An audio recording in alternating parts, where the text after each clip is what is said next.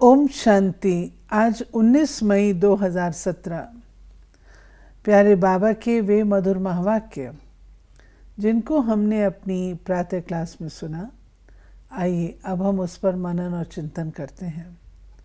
बाबा बोले, मीठे बच्चे, विचार सागर मंथन कर भारत की हिस्ट्री, ज्योग्राफी और नई दुनिया का संवत सिद्ध कर बताओ तो कल्प की आयु सिद्ध हो जाएगी। ये मुरली बहुत ही बढ़िया है। इसमें बाबा ने जैसे होता ना अंगे अंगे अखरे विद फैक्ट्स एंड फिगर्स बहुत ही सहज रीति से सारी दुनिया के लोगों को समझाने के लिए एक संवत की बात को पकड़ा है। इस समय कौन सा संवत चल रहा है और वो संवत क्या, उसका अर्थ क्या निकलता है और वो संवत क्यों चल रहा है, उसके अपोजिट नाम का संवत क्यों नहीं चल रहा। जैसे विक्रमी संवत चल रहा है तो बाबा कहते हैं संवत से सिद्ध होता है विक्रम करने वालों का संवत। तो विक्रमाजीत का संवत नहीं है जी, जब लोगों ने विक्रमों को जीता हुआ था वो संवत गायब है। तो इस मुरली को जो हम पढ़ेंगे तो बहुत ही खुशी होगी कि आज की दुनिया इस बात को इग्नोर करती है, इसलिए कल्प की आयु को कंफ्यूज कर दिया। बाबा कहते तुम बच्चों को भी कौन सी धुन लगी हुई है जो मनुष्यों से भिन्न है। तुम्हें धुन है कि विश्व का बेड़ा जो डूबा हुआ है उसे हम सैल्वेज करें, सबको सच्ची सच्ची सत्यनारायण की कथा व अमर कथा सुनाएं जिससे सबकी उन्नति हो।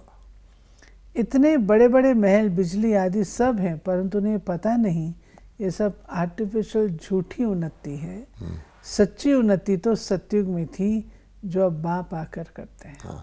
यानी माया का जो पंप है, बाबा कहते हैं ना पिछले 100-150 वर्ष से पहले ये कुछ भी नहीं था, लेकिन अंत के समय जब भगवान अवतरित होते हैं तो भगवान हमको सच्ची दुनिया की झलक दिखाते हैं। तो रावण भी कम नहीं है, वो आपको कहता है कि बाबा तो फ्यूचर का सज्जू की असली दुनिया दिखा रहे हैं, मैं तुम्हें यहीं देता हूँ। तो रावण ने कोशिश करके नकली सोने की लंका क्रिएट करके और इसमें एरोप्लेन, बिजली, हवा, एयर कंडीशनर क्या नहीं कर दिया है, इंटरनेट। तो बाबा कहता है लेकिन बच्चे तुमको मैंने तीसरी आंख दी हुई है, ये असली प्रगति नहीं है जिसको ये डेवलपमेंट कह रहे हैं, क्योंकि इसके अंदर 5 विकार और बढ़ते जा रहे हैं।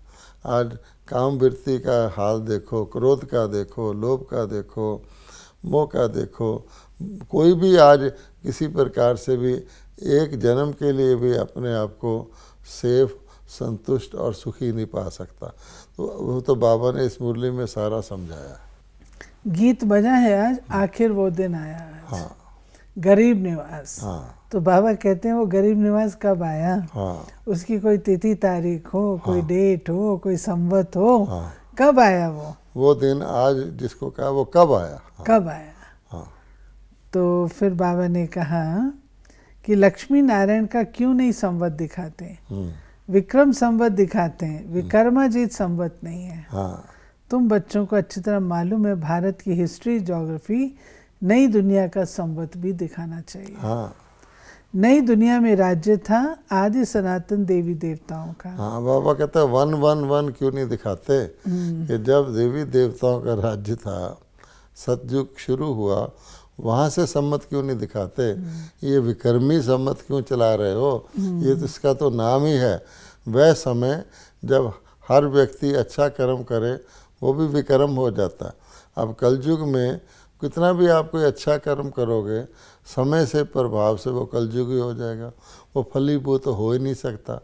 आज कोई भी व्यक्ति देखेंगे सच बोलना चाहे, ईमानदारी पे चलना चाहे, उसको तो जीना मुश्किल हो जाता है, और झूठ बोलेगा तो फलीभूत हो जाएगा। तो विक्रमी सम्मत हुआ ना।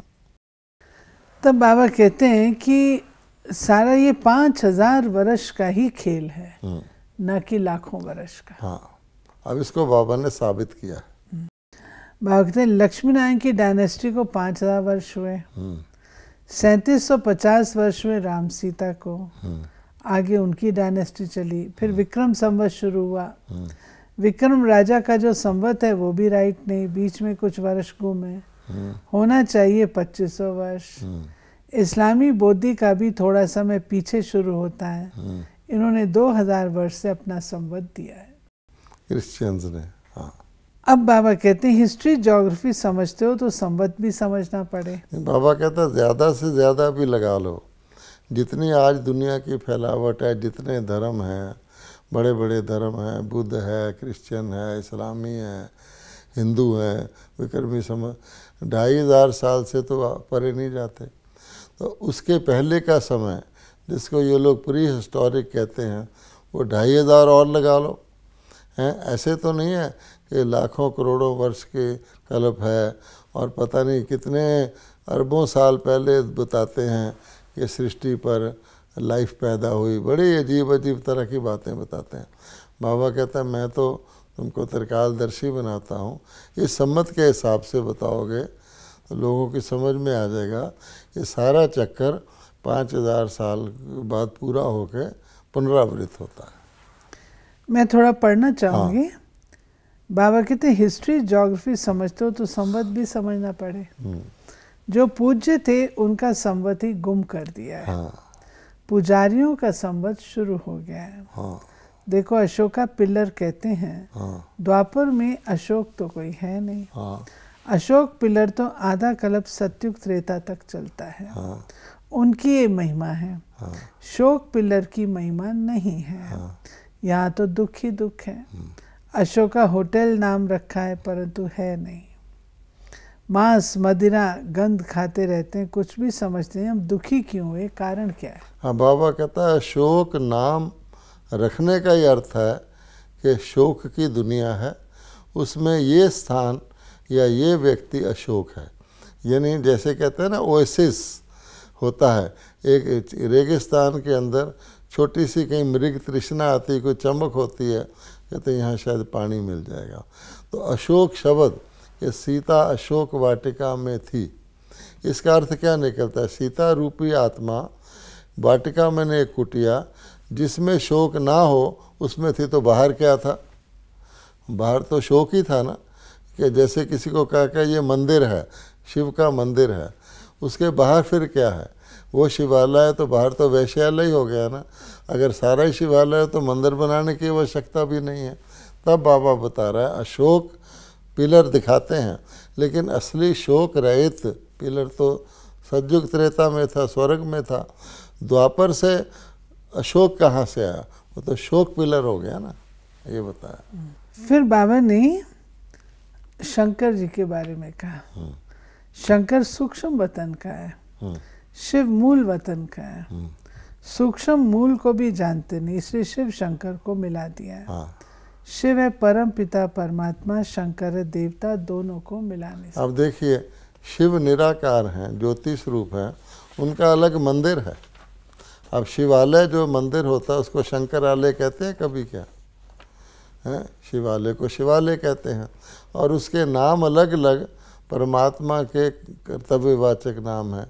अमरनाथ है, सोमनाथ है, विश्वनाथ है, महाकाल है, आदि आदि, रामेश्वर है। और शंकर जहाँ होगा तो शंकर की तो आकारी मूर्ति होती है उसके अंदर, तो ना आकारी को जानते हैं ना निराकारी के फर्क को जानते हैं, इसलिए शिव शंकर एक कर दिया।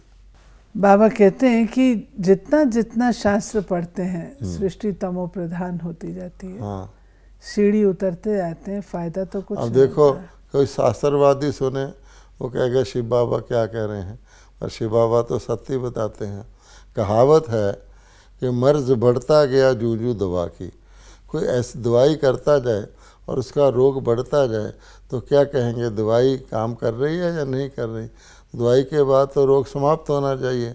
अब देखिए ये शास्त्र सब हैं, हम जन्म जन्मांतर से पढ़ते आ रहे हैं, ठीक है। और इन शास्त्रों के कई प्रकार के इंटरप्रिटेशन, इनके कई प्रकार के अनुवाद, कई प्रकार के भाषांतर, कई कुछ हुआ है। सब कुछ होने के बाद भी दुनिया की हालत क्या है, कलयुग रुका हुआ है, कलयुग कम हो रहा है या कलयुग बढ़ रहा है। तो बाबा कहते हैं जब तमो प्रधान होते जा रहे हो, उन्हीं शास्त्रों से कुछ फ़ायदा नहीं हुआ, तभी तो मुझे आके कहना पड़ा जो गीता में आज भी लिखा हुआ है हे आत्मा, वेद अध्ययन शास्त्र आदि से मेरी प्राप्ति नहीं होती। बाबा आज जो स्नान है उसके ऊपर ही बोल रहे हैं। हाँ जैसे सिख लोग हैं, हाँ वे अमृतसर में अपने उसमें स्नान करते हैं। वे गंगा यमुना नदियों में जा कर के स्नान नहीं करेंगे, अमृतसर में करेंगे। बाबा कहता है ना कि पहले भी बाबा ने कहा कि हर धर्म वाले को अपना शास्त्र, अपनी मान्यता ही ठीक है। अब बाबा कहता है देखो, भारत वाले हिंदू कहलाने वालों ने भी एक कर्म कांड ही चलाया हुआ है कि शिव से गंगा निकलती है और उसमें गंगा का पानी अमृत है, उसमें स्नान करने से पावन हो जाते हैं। अब सिख धर्म बाद में आया तो उन्होंने क्या किया, एक सरोवर बना लिया अमृतसर में। उसमें भी पानी तो नहर से ही आता है, नदी से ही आता है। उस सरोवर को कर दिया अमृतसर। अब अमृत हो गया, पानी को उन्होंने भी अमृत कह दिया। फिर वहाँ जाके वो स्नान करते हैं।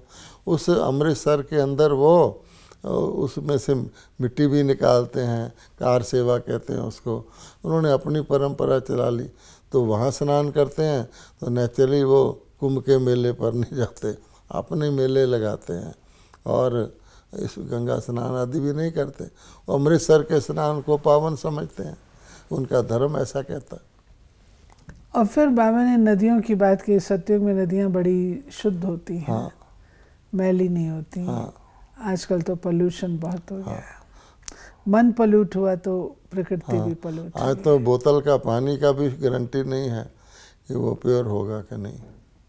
बाबा ने कहा है कि देखो, जो सतयुग में आने वाले नहीं हैं वे पढ़ने के लिए कभी आएंगे नहीं, ज्ञान सुनने आएंगे नहीं, चाहे हिंदू धर्म के भी हों। लेकिन धर्म का नाम क्या था? आदि सनातन देवी देवता धर्म। बात तो तुम अब ये नॉलेज लेते हो, ये नॉलेज तुम दूसरों को भी समझाओ। जो तुम समझते हो वो औरों को भी बताना चाहिए कि कैसे इन्होंने राज्य लिया। मतलब देवी देवताओं ने भी राज्य लिया, उनको राज्य किस आधार पे मिला? ऐसी कौन सी, उन्होंने क्या कोई युद्ध किया या उन्होंने ऐसी कोई पढ़ाई की जो वो देवी देवता बने? तो बाबा कहते हैं ये उनको समझाओ कि परमपिता परमात्मा ने पतित से पावन बनाकर उनको ईश्वरीय ज्ञान सुनाकर ये देवी देवता बनाया संगम पर। बाबा ने फर्दर कहा है कि भक्ति मार्ग में मनुष्यों को थोड़ा भी सुख मिलता है तो खुश हो जाते हैं। यहाँ तो 21 जन्म के लिए प्रारब्ध पाते हैं। तो बहुत हैं पुरुषार्थ नहीं करते क्योंकि तकदीर में नहीं है। तदबीर तो सभी को एक समान कराता है। बाबा कहता है रास्ता तो सबको मैंने एक ही बताया, अब पुरुषार्थ करेंगे तो पाएंगे ना। किसी ने बता दिया कि ये सड़क चंडीगढ़ जाती है, अब वो चलेगा तो चंडीगढ़ पहुंचेगा ना। यानी जान करके भी अगर पुरुषार्थ नहीं करते तो इसका अर्थ ये हुआ कि वो ऊंच पद पाने के योग्य है ही नहीं। नॉलेज है और पुरुषार्थ नहीं करते। ये तो सीधी बात है, जितना करोगे उतना पाओगे। सतयुग में आ जाएंगे, त्रेता में आ जाएंगे, पद नहीं पाएंगे क्योंकि भगवान को पहचाना, बच्चे बने, इतना तो हुआ कि वहाँ के दर्शन जरूर कर लेंगे, लेकिन पद तो अपनी मेहनत से ही बनता है। साधारण प्रजा बन। अब डॉक्टर अनेक लोग बन जाते हैं, डिग्री भी ले लेते हैं, फिर क्या बात है कि कोई कोई डॉक्टर इतने प्रसिद्ध होते हैं कि सारे भारत के लोग उनसे इलाज कराना चाहते हैं। बाबा कहते देखो कि यहाँ पर तो तुमको एक ही टीचर सारी पढ़ाई पढ़ाता है। उस स्कूल में तो अलग अलग टीचर्स अलग अलग सब्जेक्ट के होते हैं। बाप पहले तो कहते मन मना भाव, फिर बैठ हिस्ट्री समझाओ। इन लक्ष्मी नारायण का तो संवत बता सकते हो ना। आओ तो हम आपको समझाएं बाप कैसे संगम पर आते हैं, ब्रह्मा तन में आकर सुनाते हैं। किसको? ब्रह्मा मुख वंशावली को, जो फिर देवता बनते हैं। 84 जन्मों की ये कहानी है। बाबा कहता है लक्ष्मी नारायण का संवत 1 से लेकर 1250 वर्ष तक चला। उसके बाद 1250 वर्ष से लेकर 2500 वर्ष तक राम सीता का संवत चला और 2501 से लेकर ये विक्रमी संवत चला। उसको गुम कर दिया, इसलिए उसको एक से शुरू करते हैं। ये बाबा कहते हैं कि सेंटर पर तुम रहते हो, तुम्हारे लक्षण भी बहुत अच्छे होने चाहिए, लून पानी नहीं होना चाहिए। हाँ, ईश्वर की संतान है तो लक्षण भी होने चाहिए ना। ऊंचा ज्ञान सुनाओगे, वो कहेंगे ज्ञान तो बहुत ऊंचा सुना रहे हैं, लेकिन इनका धारणा क्या है। इसलिए बाबा कहते वो भी बाप का नाम बदनाम नहीं कराना, टीचर का नाम बदनाम नहीं कराना। लून पानी बाबा कहता है कि जहाँ पर संस्कारों का टकराव होता है, जैसे पानी में नमक मिक्स नहीं होता, नीचे बैठ जाता है, ऐसे ही अगर आपस में हमारे पारस्परिक संबंधों में समरसता नहीं है तो लून पानी बाबा उसको कहता है। बाबा ये कहता है कि जो आत्माओं में अभिमान है वो कभी सहयोगी नहीं बनेंगे। रावण के 10 सिर दिखाए गए हैं और शक्तियों की अनेक भुजाएं दिखाई गई हैं। शक्तियाँ सहयोगी होती हैं, इस कारण से कहते हैं इस काम में उंगली लगाओ, भुजा की उंगली हो। वो रावण के 10 सिर जो हैं वो क्यों क्या कैसे में लगे रहते हैं। एक सिर काटोगे दूसरा आ जाएगा, एक प्रश्न का उत्तर दो ये क्यों हुआ, फिर वो कहेंगे ये कैसे हुआ। तो बाबा कहता है इसलिए वो बुद्धि वाले जो हैं वो इनडायरेक्टली उनको पता नहीं लगता, वो भगवान के यज्ञ में विघ्न डालते हैं और वो सहयोग कभी नहीं देंगे, क्रिटिसाइज करते रहेंगे। बाबा ने कहा ना, सच्ची कथा सुनाते रहे, बुद्धि से झूठ निकल जाए। हाँ, ऐसी चलन नहीं चलनी चाहिए जिससे बाप की निंदा हो। जिनकी ऐसी अवस्था है वो जहाँ भी जाते हैं तो ऐसी चलन चलते हैं। हाँ, खुद भी समझते हम सुधर नहीं सकेंगे, फिर राय दी जाती है घर गृहस्थ में रहो, हाँ, जब धारणा हो जाए तब फिर सर्विस करना। हाँ, घर में रहेंगे तो तुम्हारे ऊपर इतना पाप नहीं चढ़ेगा। हाँ, यहाँ फिर ऐसी कॉमन चलन चलते हैं जो निंदा कराते हैं। इससे तो घर गृहस्थ में रहते कमल फूल समान रहना। तो बाबा कहते हैं उनके कल्याण के लिए भी उन पर तरस नहीं करना चाहिए, क्योंकि जो जैसा है आप उसकी ड्यूटी बदल दो, उसका डिपार्टमेंट बदल दो, उसका चार्ज बदल दो, उसका सेंटर बदल दो, और फिर वहाँ जाके वही करतूत दिखाएगा। क्योंकि असली चीज़ तो संस्कार बदलना है ना। इसलिए बाबा कहता है उनको खुद समझ लेना चाहिए कि मैं यहाँ बदल नहीं सकता, सुधर नहीं सकता, अपने ऊपर और भगवान के घर रहकर पापों का बोझ क्यों चढ़ाऊँ। इससे तो अच्छा मैं दुनिया में जाकर कम से कम भगवान के घर पाप करने से तो बच जाऊँगा ना। फिर आज की मुरली में जो धारणा के लिए आया है कि अंदर से झूठ निकल जाए, उसके लिए सदा सत्यनारायण की कथा सुननी और सुनानी है। कभी ऐसी चलन नहीं चलनी है जो बाप की निंदा हो। सत्यनारायण की कथा बाबा कहता है कि जैसे आप सत्य सुनोगे, सत्य बोलोगे, सत्य सुनोगे, सत्य बोलोगे तो असत्य यूज में नहीं आएगा। धीरे धीरे असत्य खत्म हो जाएगा, सत्य धारण हो जाएगा। अगर सत्य और असत्य मिक्स करके बोलोगे तो फिर क्या होगा, फिर वो ना सत्य रहेगा ना असत्य रहेगा, फिर तो तुम्हारा जिसको कहते हैं कि अधोपतन हो जाएगा।